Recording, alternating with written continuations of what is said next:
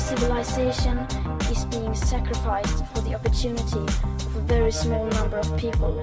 We urgently need financial, political, and social innovations that enable us to overcome this structural dependency on growth. We need to change the system. This isn't cleaning up the beaches in the case of plastic a little bit faster. That's vital, that has to be done.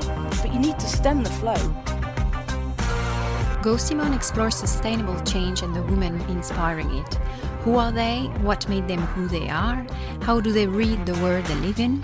Our guests share their story, roots, passions, and hopes for the future. They tell us more about the alternatives and strategies they developed to tackle climate change. Hello, thank you for your continuous support and the time you take listening to our small podcast endeavor. For years, I've worked in various marketing roles for ad agencies and brands until I decided that I wanted to move on. I thought looking at what marketing and advertising professionals were proposing and doing to tackle climate change was something interesting to explore. Also, probably a way to do my self-criticism on this time spent in the industry. Globally, the fossil fuel industry has ploughed a whopping $1.4 billion into PR and advertising over the last decade, 6 times more than spent on renewable energy interests. That ratio makes one thing clear. The advertising industry is still putting the weight of its creativity behind the causes of climate change, not the solutions to it. No wonder then that climate denial and confusion continue to hinder progress on these issues. They are the products of this marketing investment, which has been highly effective. So many different justifications for working with these oil, coal, and gas clients are outlined. Every client deserves representation. The climate impacts are our client's business, not ours. We're only taking briefs from them, or working for oil companies allows us to do pro bono for charities, so it all balances out. What role has marketing and advertising agencies in leading the charge on climate change? Is there even a role for them? What kind of initiatives are they taking? As we have questioned so much the capitalistic system with previous guests, can one of the symbol of capitalism, advertising, that enables overproduction and overconsumption, be part of the change? That's some of the questions I've asked to our new guest. Our Simon today is Cecile Gauthier. In 2015, she co-founded a marketing consultancy and design agency called Lime, which is based in Singapore. It's a 100% woman-owned agency. Lime is described as a purpose-driven agency, which is building brands for businesses with a purpose and helping to create purpose for traditional brands.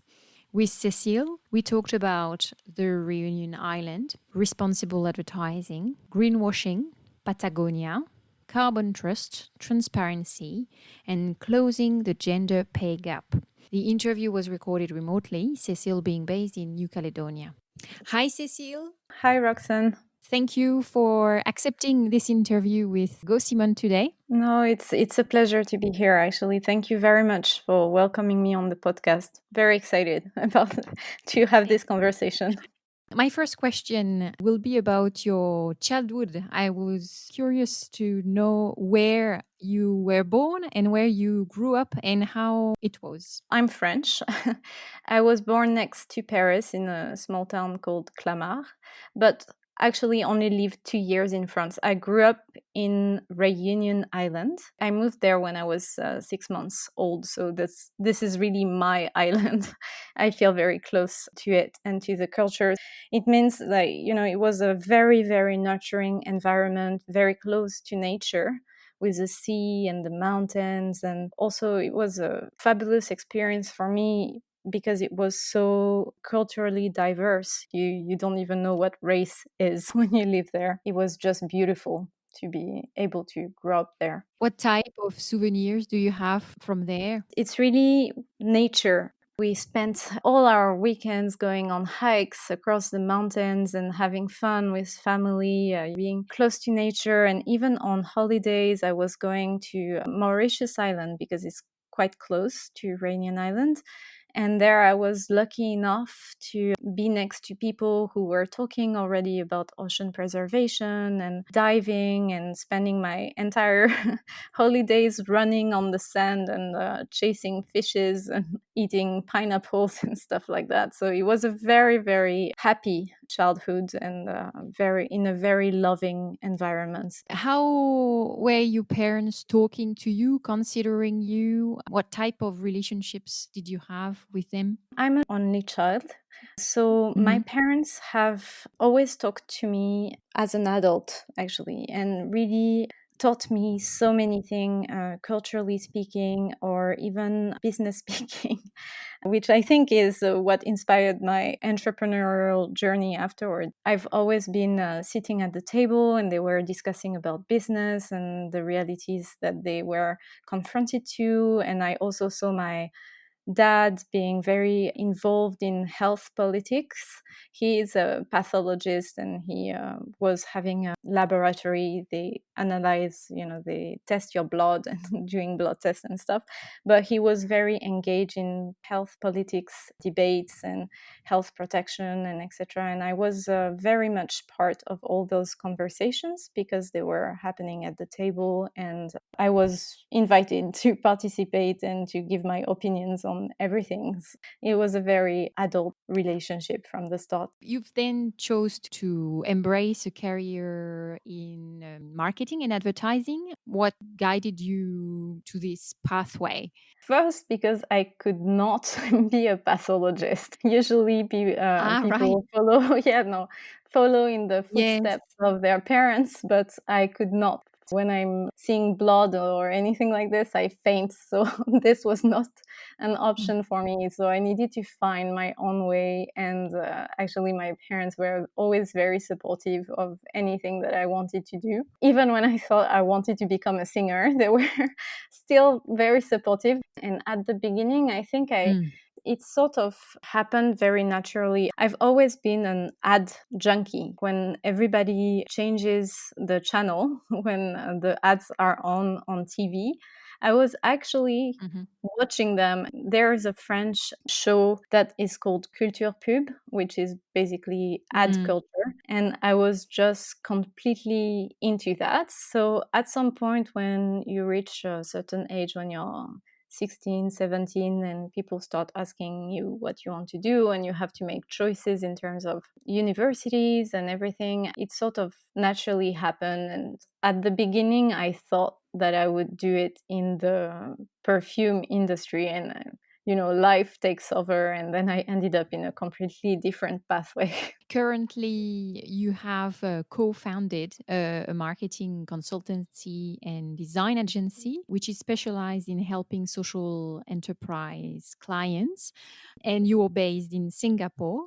How did the idea emerge after your past experiences in regular corporations doing marketing and advertising? I had just gone through a very serious health episode, which actually left me very weak. It pushed me to transform my life entirely, from what I was eating to the products I was putting on my skin and the products I even used in my home. And, I could tell you about natural beauty and non Mm. toxic home, but I think that would make an entire episode by itself. What happened then was that I had fun doing what I was doing in the companies that I was working in, like the agencies that I was working in, Mhm. but I was searching for something more. And basically, what happened is that I just decided to leave my agency, and I didn't really know what would happen next. And when I had this conversation, I realized suddenly that my boss from the agency and someone I considered the best designer I had worked with were also leaving the company. And those were people and women I was very, very close to, that shared the same values as me. And basically, we started having this conversation and wondering, wow, we are all leaving the company, but why are you leaving? And the conversation was always the same. It's like, yeah, it just doesn't feel aligned anymore. I need to do something Mhm. more. And we want to help in another way, because we all were seeing the impact that advertising and marketing could have on sales, on products, on growth, on consumers. It's fun to sell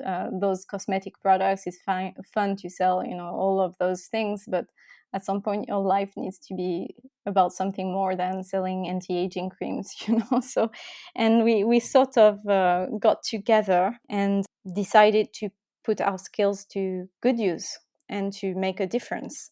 And we knew about social enterprises and the people who were trying to sell their products, and they couldn't get their products through because people had bad impression. They were associating them with charities, which they are not, and also they didn't know how to do marketing, and we wanted to help. But then when we were telling people that we would be doing this, they were thinking we were completely crazy, because back then, 2015, social enterprises, even like giving up some revenue to help social enterprises, was completely unimaginable to many people that we were talking to at the beginning. Now it's not the case anymore, and it's actually amazing to see the evolution that happened over those years. So, can you explain a little bit more how your business model is built? First of all, we are a social enterprise. A social enterprise needs to make profits. It needs to be sustainable in the long run, because the more you are sustainable, the more you grow, you actually increase your impact. So it's important to understand this. So the way we decided to help, and we were always, at the beginning, we were wondering, how can we actually do this? Provide us with business sustainability and help us impact society, people, environment, and etc. What we decided to do is actually to discuss first with social enterprises, and what they were saying was that they were lacking access to professional services and communication to help them market their products, and they needed to market it, and they needed to sell products to be able to hire communities at risk, to be able to invest in more sustainable resources, etc. So what we did is that we actually divided into various tiers of consumers, like the MNCs consumers that we are working with, and that are basically, I would say, paying the full price of services. To them, it means that when they work with us, they can count their marketing dollars as going towards social impact. So this is also something that was important for them to start to integrate. And for us, it was also opening the possibility to talk to them about integrating more social impact and more sustainability into their practices. And then we had the social enterprise crowd, which was sort of subsidized by those MNCs who were paying the full price. And it's been an amazing journey, actually, to see them expand, to see them hire more people, communities at risk, to see them diving deeper into sustainability journey, because through their market growth, they got access to more resources. In an article that you published on on your agency website blog called 2020 Trends for a Purpose-Driven Business, you highlight that 2020 will be the year of sustainability. I was just curious to know why you were drawing this conclusion. Do you find that it's your daily conversations with your clients, there's still no consensus on the need for businesses to place communities and societies before profits? This article was written by Hui Ting, who is one other of our co-founder. We definitely think that 2020 will be the year of sustainability and the year of, I would call it, like the general awakening. It's been tremendous to see how much things have changed and how much the discourse and everything that we hear around business have been changing over the past 5 years. Today, consumers are demanding that companies become ethical, become sustainable, become really transparent and true to their value. As you mentioned, it's about business putting communities before profit. But to us, it's not so much about business putting communities before profit, but rather about integrating communities within business. And we've seen those businesses rising, and it's the answer to us. What you can do is either you fight the system or you beat it at its own game. You had that word awakening. What do you think has triggered the awakening? There has been a lot more conversations around those problems, a lot more spotlight, more communication. I think the ecophony has really been a progressive Yes. movement. It's funny because people say that marketing communication is participating in the destruction of the world and capitalism, but actually the fact that everybody is talking about those things is also the result of marketing and communication strategies, either by activist groups or NGOs or brands who have taken a stand on things, brands driven by people who really have values and who decided to bring that subject up for discussion and in the spotlight. Well, I'd like to talk about the discourse, like the discourse showcased in advertising. For example, we've seen, that's true, big brands turning their ads to put climate change on their agenda. For example, the last Super Bowl in the US, which is a big advertising opportunity, have seen more ads than ever promoting electric cars. But we've also noticed that it's not always with the best intentions, and that greenwashing is usually not very far away in these messaging. What do you think of these strategies? How do you approach that in your agency? Like, Yes, we've been confronted to that, at least with our clients. Sometimes it's not because they want to avoid being true, is that sometimes they are faced with real business issues such as cash flow or investment and things that doesn't allow them to go full in from the beginning. On our side, at least, our argument is like for authenticity and for transparency, is to be honest with clients and to avoid greenwashing. Don't say you're something if you're not, because in the end, it will come back to you and slap you in the face. And that's because nowadays consumers hold brands accountable for what they claim. Consumers go and do research. They go through and they look at what you say. Not all the consumers, but some platforms are specializing in this. And then we have seen also people following those persons who are thorough enough to go and do their research. If you're not true, if you're not 100% in, at least be honest about what you are in for, and what you can deliver and what is your plan in the future. And if you can't do everything right now, you need to tell what you are doing at the moment and what you plan to do, and maybe take them on the journey, because consumers will hold you accountable. The very reason that we are already seeing the switch to those strategies, to more green products and to having big groups investing in natural cosmetics. For example, I think in 2018, L'Oreal bought Logocos Natural Cosmetics, and Unilever, I think, also launched 2 natural lines. I think one is called Planet and the other is called Love Beauty, something to that effect. But the very reason that we are seeing this switch and that we are seeing an increase in ads around those thematics is because we, as consumers, have pushed them to do so. Because if there wasn't a market demand for these things, they wouldn't even bother doing it.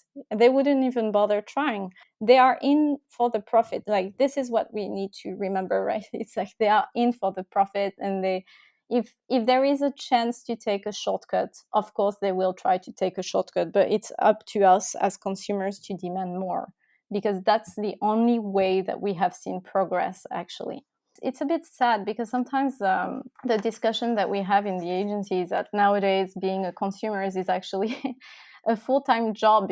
You need to go in and research and look at where are the products coming from, and who is handling the company and who is behind it. Is there a group hidden there, or what are the ingredients that they actually put in, and are the work ethics respected and everything. But the thing is, we hold the power, and that's what we need to remember, is because we often underestimate how much power we have. But actually, if you think about it, we have more power in our wallets than any politics has, because where do the politics get their funding? From lobbies and industries. Where do lobbies and industries get their funding? They get it from consumers who buy the products that they are selling. If we think about where our money is and goes, then we can control sort of the market, we can control the policies. And that's what we have been seeing. We have been seeing brands switching from full on distraction and no thought whatsoever to now corporate discourse that are around those areas because the market has demanded it. We are starting to see new corporate discourses around consumption. Not many. I'm thinking about the clothing brand Patagonia, for example, who has developed a campaign with the slogan "Don't buy this jacket," whereas it's actually the core of their business. Climate change has related issues which are overproduction, overconsumption, based on the fact that the planet has limited resources. So it really questions the relevance of the whole system that we have built. So Patagonia, for example, goes further in their discourse in really questioning that the purpose itself of its business, which is selling more and more jackets. What do you think of this type of messaging? They are actually pretty much shooting a bullet in their own foot. Do you see such discourses happening around you? Or is it more saying, well, let's transition to a green capitalism, which many say it's just another version of capitalism, but it's not going to help solving the climate crisis? I tend to sort of agree to that. You mentioned, right now that their entire business is about selling more and more and more and more jackets. I think what I personally feel is a problem, first of all, is that yes, we live in a finite resource world, yet all companies, all countries, everybody expects perpetual growth. And that's a problem. Even from a human perspective, is actually what I feel is driving burnouts and expectation for always more and always more time, do always more things, win, always earn always more money. And one of the things is that we need to think about what matters. Are we in here like to live comfortable life, and do we really need to have perpetual growth and to continue having more things all the time? So to come back to Patagonia, from a marketing analysis point of view, it's really interesting what they did. Because of course, I believe they truly believe in their those values and etc. But it's also a formidable marketing coup to do such an ad, because it goes against everything that other brands are doing. And just by the fact that they say, don't buy this jacket, you actually want to click on the thing. You want to go. It would be interesting to know if with this ad they've managed to actually sell more jackets. I think they are true to their value, but I do think that this had equal objective of raising awareness around real issues and follow up on objectives, on sales objectives. It's very psychological. It's playing on people about, like, if you're in a room and you say, don't push this button, you just like go and push the button. And especially when the discourse or the call to action is so different from what you see out in the world, it's disruptive, and then it captures the attention, which is what all brands are fighting for. So it's interesting. But I have to say that I'm also extremely happy to see brands going this way in terms of their strategies. There's something that we forget, is that brands like this have a huge reach. Their marketing dollars buy them a lot of exposure. So what does it mean? It means that when they play on those messages, even if it's for commercial gain in fine, they still are raising awareness around climate change. The problem right now is that we are in a transition period where you still have the old model living together with the new model. There are entrepreneurs and there are businesses that are fighting to make that the norm, to make the businesses that have a social impact, that have a sustainable policies and etc., the norm of business in general. But for them to survive and for them to take over, the old model. They need Mhm. the support of consumers. We are seeing the emergence of carbon certifications, such as the British NGO Carbon Trust. They created a CO2 label for brands. So basically, for each product, they allocate a CO2 emissions score. Do you believe that such initiatives can have an impact in driving brands to zero carbon emissions? Is it something you recommend to your clients as a strategy? You were talking about transparency, isn't it? The translation, the perfect translation of transparency. Yes, it is. We do encourage brands to go further every time that they can, to just go further. Even when we build the websites for the brands that we are working with, we are very attentive to carbon footprint. And there is, I think, a site as well called Website Carbon. It measures how well you perform in terms of carbon.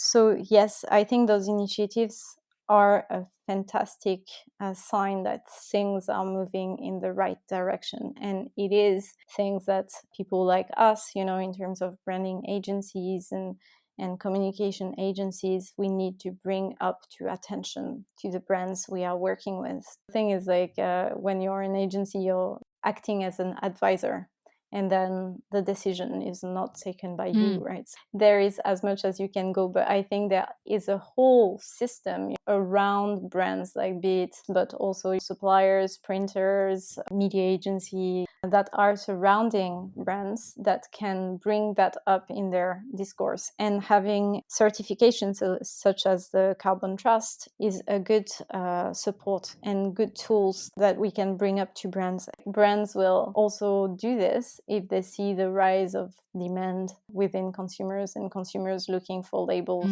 I'm coming back when you said that you were an advisor, and I've noticed the work of, well, an emerging movement within the advertising industry that work on acknowledging the climate change and the way they can, as advertising agency, influence change.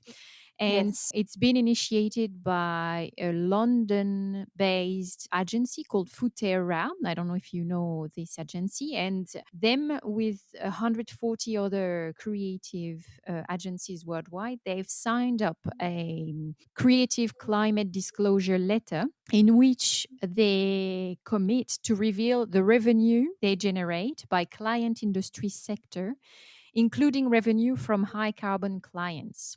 For example, they refuse briefs from oil, coal, and gas companies, or asking for regulation against non renewable energy advertising. What type of position do you have with their commitment?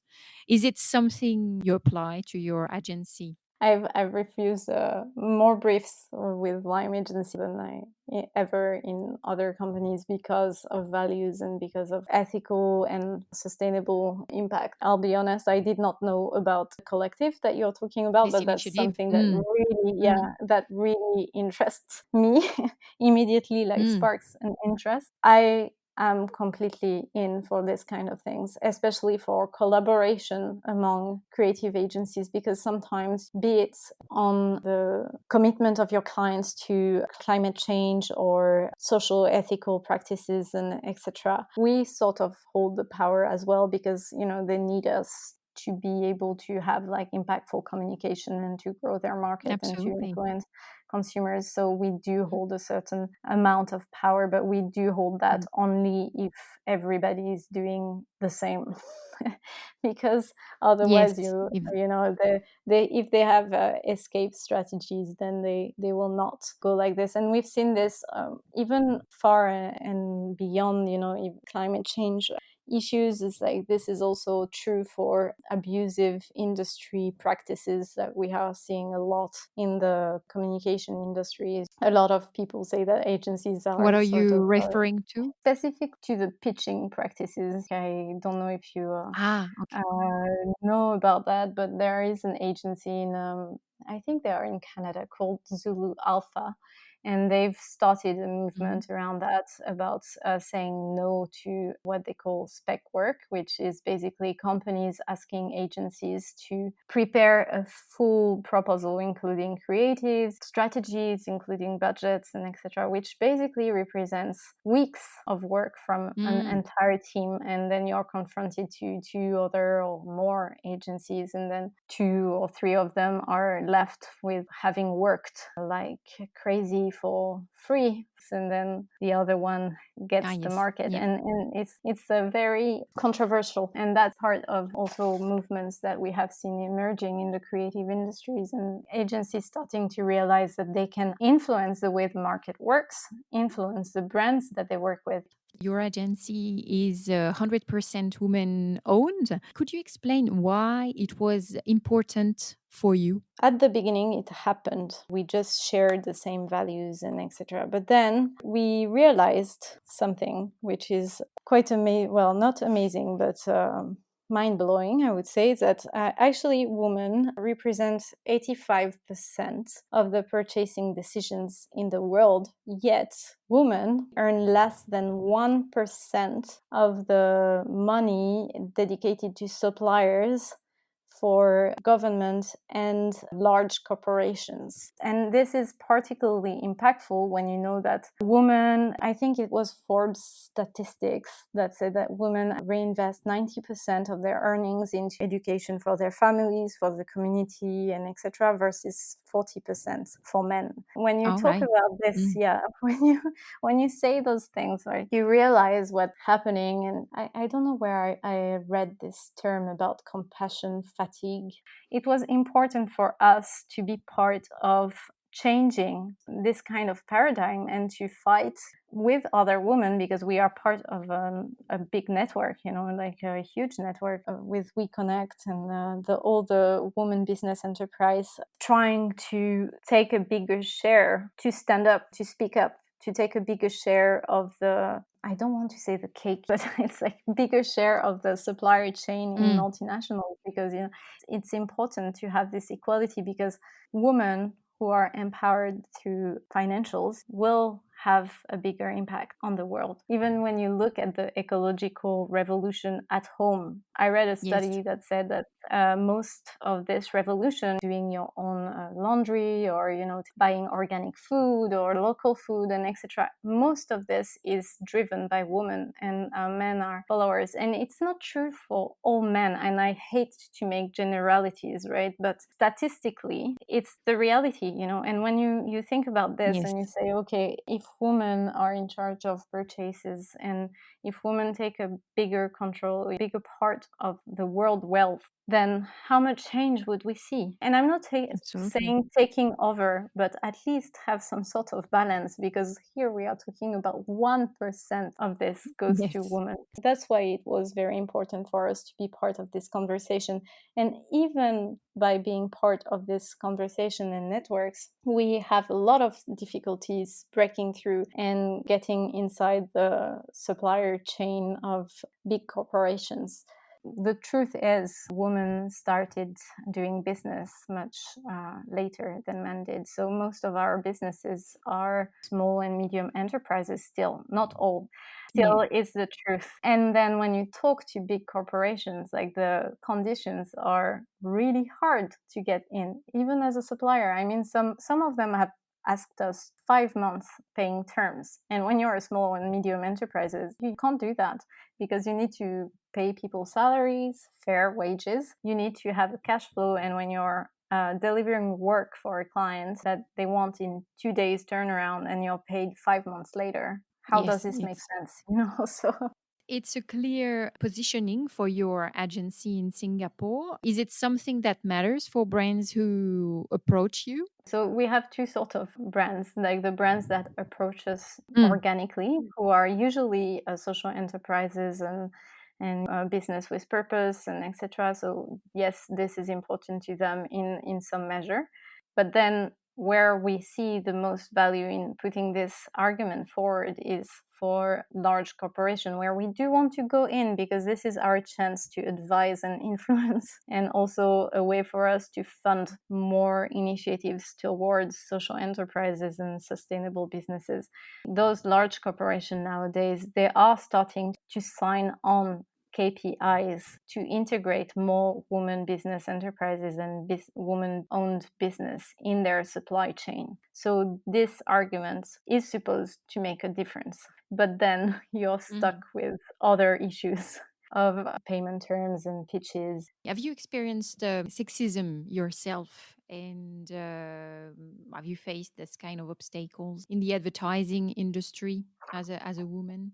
Yes, of course. It's like, I think we all have our stories of, mansplaining, or someone, even some men going against the decision of an entire team to work with us and choosing a more masculine business because they knew the people, or things like that. So yes, it is. However, I don't think it's where we want the focus, because this is part of the things that I can stomp and throw myself on the floor and whine about, and it will not change, because some people you cannot change. But rather I prefer to say, okay, not a good business to go for. Let's look for other clients who are sharing values and who are working towards a more positive system.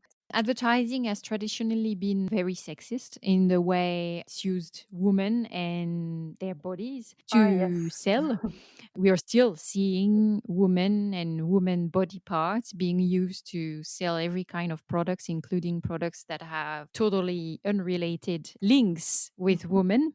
As an advertising agency, is it something you pay attention to? Yes, we are. It's so depressing actually to see this. It's a bit of the same. It's like, yes, there are people who are still doing this, but I think right now what makes us happy and hopeful is that actually people are pointing fingers, which they did not used to do before, right? Before you had those advertising showcasing women, or even like representation of women being artfully raped was awful, and nobody was saying anything because it was part of the general things that you were seeing in the advertising world. And then things started changing, and I think now it's been more positive, and brands that are still using those strategies, I don't have much hope for them. I think it will come back to haunt them very soon, because people are fighting against this, and the millennials are completely against this. They are completely against even body shaming, and they are more in this positive way of thinking. Love your body and be who you are, and don't pay attention to that and refuse such representations. So we are paying attention, but I think what we are even paying more attention to is the number of brands who are moving away from that very fast. Coming back to climate change and the urgency we are facing now, and you were mentioning that, and rightfully, that women are more likely to push the ecological agenda in their personal life, but also collectively. How do you believe women can gain more leadership positions to progress the climate mitigation agenda? I think it's about standing up and speaking up. I often have this conversation about just even the gender pay gap, and the fact that a lot of the issue around the gender pay gap is that actually women in general don't ask for as much money as men do when they are in the interviews. When I realized that, it was really a awakening moment again, a big wake up and realize what's going on, because I realized that this was also something that I tend to do myself. And when you understand this and understand that we feel that we doubt our ability and our capacity to ask for more in ways that men don't, and it's because of societal constructs, then you understand that we also don't necessarily speak out and speak up as men do. And actually, we are working with a partner, and I think you know her as well. It's Be Your Change, Juliet, and she has really interesting statistics that speak about that. And she was saying that less than 5% of the sound we consume is produced by women, and that only 10% of the top 200 Apple podcasts are hosted by women. And that's how little our Yeah. voice are heard. If we don't do this, if we don't stand up and speak up, I'm not saying nothing will change. Things will change, but maybe things will change slower. And we don't need slow right now. We need fast. We need like speed of light. To me, this is part of what we need to do to influence and to take more influence. And if we speak up, stand up for what we believe in, and open our mouth and start making our voices heard, then we will have more influence in politics, then we will influence more, behaviors, we will influence more thought processes, and we will be able to change more. When you see day after day news about more pessimistic scenarios for climate change and the planet and all the things that will go wrong really with a heating planet, how do you keep being hopeful for the future? Do you have good recipes? It's difficult sometimes, and I did your podcast with Hélène Grosbois, which was very interesting and really rang a lot of bells for me. It's hard to stay positive in the wake of pessimistic scenarios, and because also I do think that if things don't change really, really fast, we will be seeing those scenarios happening IRL, like they say in real life, right?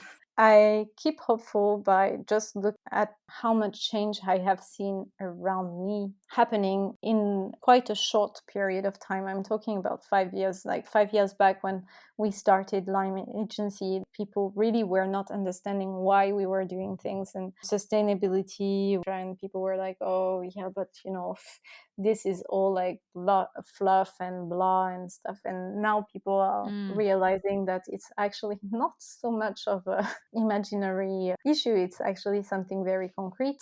And we are seeing the rise of people and people taking charge. I'm seeing consumers refusing to buy some of the natural brands that have been bought by big groups because they don't want any cent of their dollars going towards supporting business practices that are not sustainable. Even brands that they used to buy and love because they were independent brands and they were holding this standard and etc., they stopped buying it from one day to the other because of the acquisition of this brand by a large group. So this is how committed people are today. And this commitment wasn't there even like 2 years back.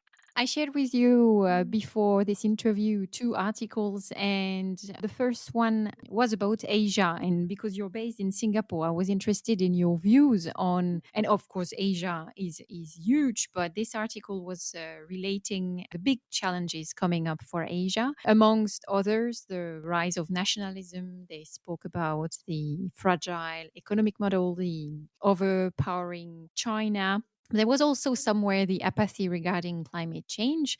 And I was interested about your specific views and your observations about Asia, Singapore, the potential lack of concern on climate change in this specific part of the world. What are your observations there? It's a difficult subject, actually. It's first of all, when we talk about Asia, of course, today we think about Singapore, Hong Kong, Shanghai, like the big megapools, the center of huge finance platforms, and who are hosting educated people with money and etc. But what we forget is that Asia is still like, I think it was a UN report that said that 500 million people in Asia, especially the southern part, are suffering from malnutrition. So what does it mean? It means that a lot of the population of Asia is actually still struggling for survival. And when you're struggling for survival and wondering where your next meal is going to come from, ecological behavior is the least of your concern. You're not thinking about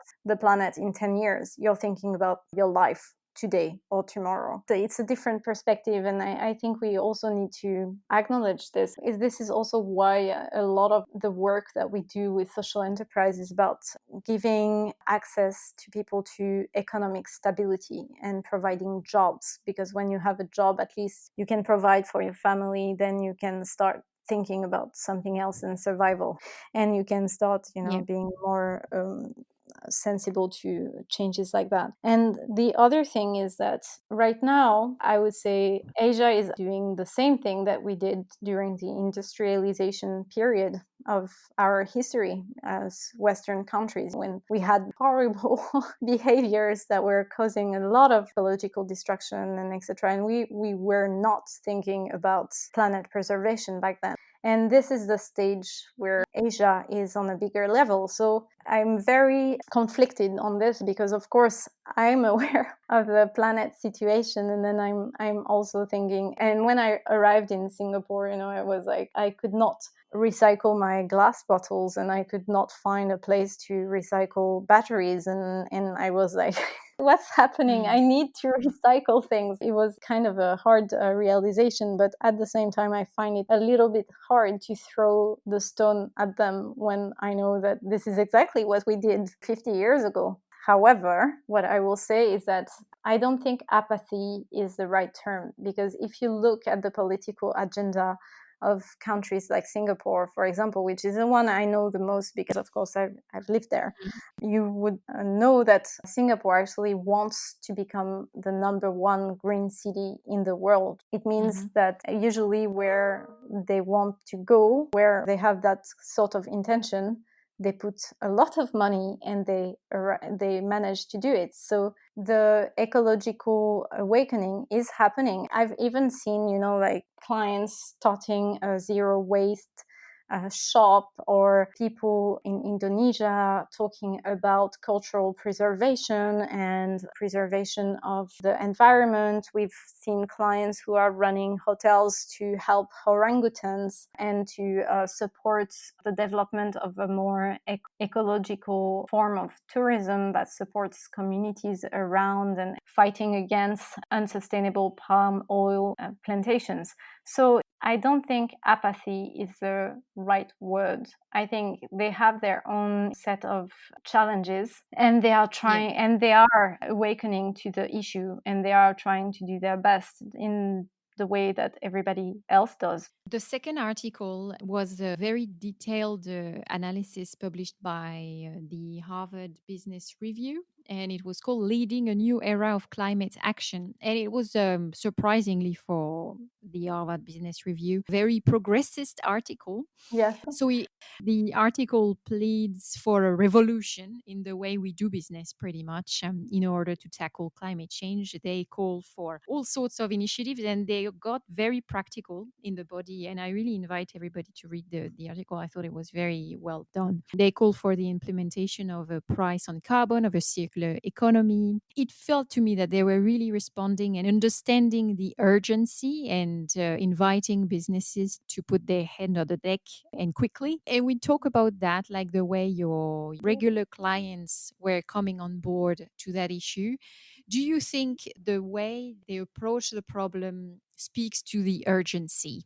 I think it does talk about the urgency, because there are urgent things to do and things that businesses can do. He was saying, like, the three things were using political influence, leveraging stakeholder relationships, and rethinking business. And those are things that can be done and can have a huge effect. It's the same, like as I was saying before, politics are supported by industries, for example. And when you have, in terms of funding, and this influence policies, and it influence a lot of things that are happening in the world. When you have corporations and businesses and going into the direction of climate change and being more sustainable and having more ethical practices, then this agenda is also pushed on a political level. So this is, to me, it was amazing to read something like this.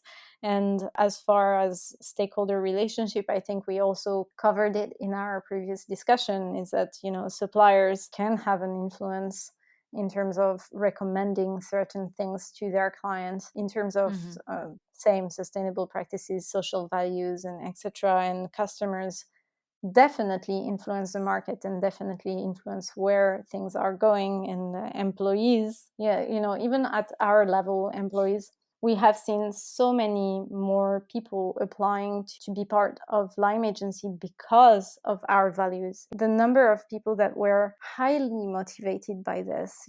I know of a lot of my friends who are pushing the agenda within their companies to be more conscious about the way that they do business. So as an employee on your everyday work, you have the power to influence things. I was really happy to see them talking about those things because it talks about business. And as I was saying before, it's about beating the system at its own game instead of maybe fighting it, which makes it easier to change things. It's like leveraging what we already have. And the last one was I think rethinking business. And I think that's what a lot of people are doing through social enterprise models. From a climate perspective, even us as Lime Agency, we realized of our carbon footprint as a digital agency.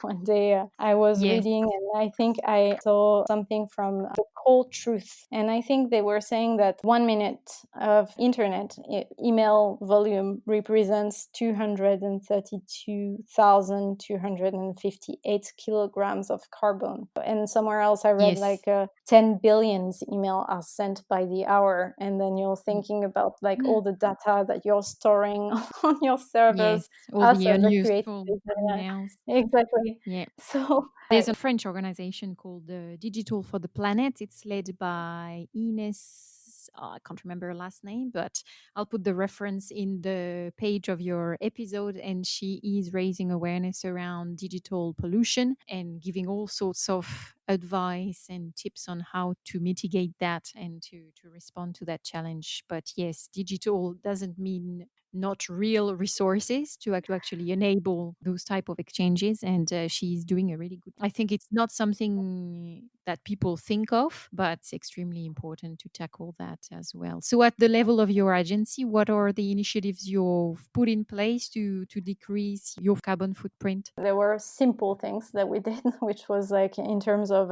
email practices, reduce number of people in CC, no attachment unless necessary. There were also, as I was saying before, like making sure that the website we have and the website we build are carbon efficient with the website carbon.com, cleaning up our servers. But then we were sitting there and saying, okay, what can we do more? And we were like, can we apply the repurpose, reuse, and recycle principle to what we do? And actually we can. And we have just recently launched something around that because we realized that we were storing so many creative options because when we do a project, we do like 2-3 creative options for our clients, and then they choose one, right? And then you're sitting on 2 options that you're not throwing away because they are good options, and they were not serving any purpose, yet they were creating, a lot of storage. And on the other side, we had a lot of social enterprise telling us, we need branding, we need things, but we don't have the budget to do it. We don't have the budget to work with you, even if your prices are this and that, we just can't do it. So we matched both, and we created this platform called limezest.com, where we sell basically the creative options that are not selected by our end. We sell them at very affordable price to allow small businesses to be able to have like a professional branding available. We really hope that in the long term it will support us in developing more social actions and more sustainable actions. And last question, would you have a book, a movie, a podcast, a cultural reference you would like to recommend to our listeners? Be Your Change podcast is also one that I would recommend. There's one documentary that I'm always surprised that people have not watched yet, which is Conspiracy. And I always find it very interesting to bring it up because it also talks of simple changes such as nutrition that we can do to have a big ecological impact. And I think that's interesting to look at. Thank you very much for your words, Cecile. It was great to chat with you. Yeah, it was great to chat with you too. It was such an amazing conversation. Thank you so much. Thanks for listening. I'd be happy to hear your take on this episode and the topics we have discussed with Cecile. You will find all the references and full transcript of this episode on gosimon.org. See you in 2 weeks.